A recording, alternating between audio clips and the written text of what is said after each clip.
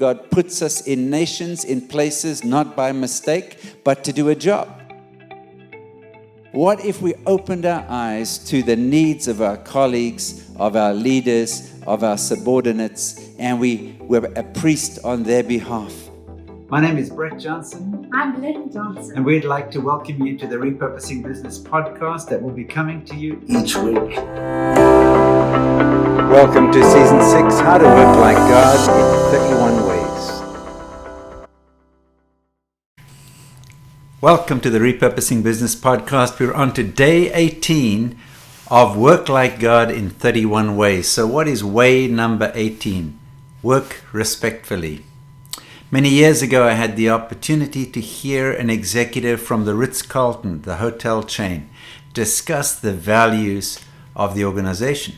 And part of their slogan was, "We are ladies and gentlemen serving ladies and gentlemen." And I love that because the staff aren't just staff serving guests, but we are ladies and gentlemen. This is our identity, serving, choosing to serve ladies and gentlemen.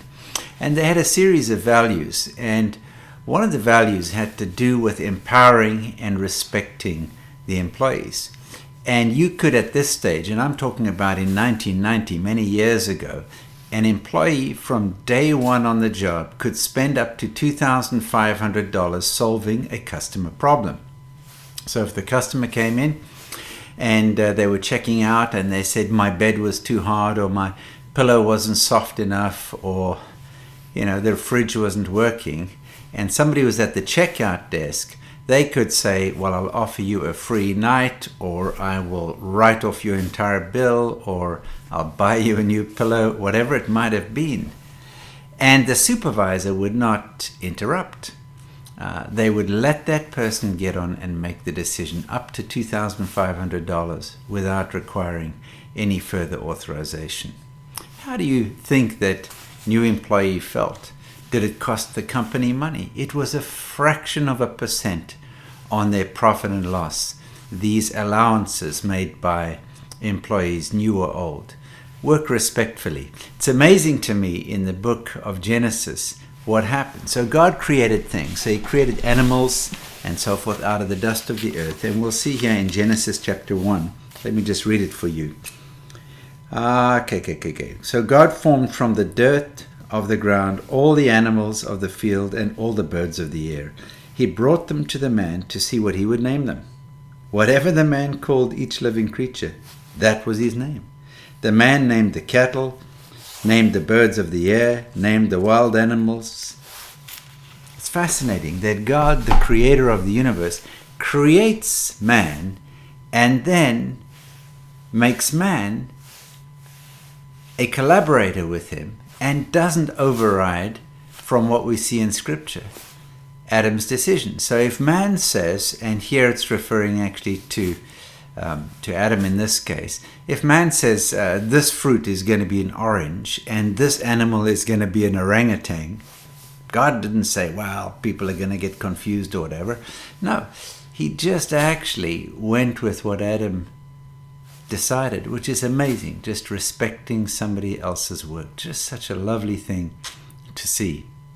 So when people are working with me, working with you, do they feel belittled or do they feel elevated?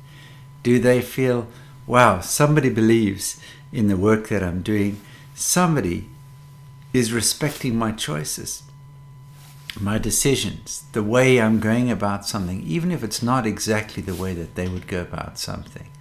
When you work respecting others, part of what you're saying is this person is made in the image of God. And I can in fact see something of God in them. Therefore, I respect them. I love the fact that some cultures honor older people more than others. In the Western world, we're somewhat obsessed with youth. You can stay young, you can stay wrinkle-free, you can do all of these things. I went to Nigeria on our first trip. A friend of mine said, we're just going to go and wish a lady for her 80th birthday. And Lynn and I thought we were going to find a little old lady sitting with a shawl around her and doing her knitting, and we would pop in and say hello and drink a lukewarm cup of tea.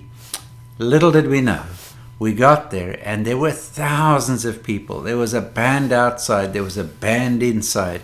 Everybody was dressed in bright blue colors. And the lady of the moment, she was in one big corner table with a bunch of people around her, entourages. There was government ministers, there was notable people, there were family members. And the older you are, the bigger the celebration. So when I turn 90 or 100, I want to do it in Nigeria, and where elderly people are honored. And so I just love this notion of working respectfully, because it speaks to a person being made in the image of God and us respecting them. So work respectfully. I'll see you tomorrow.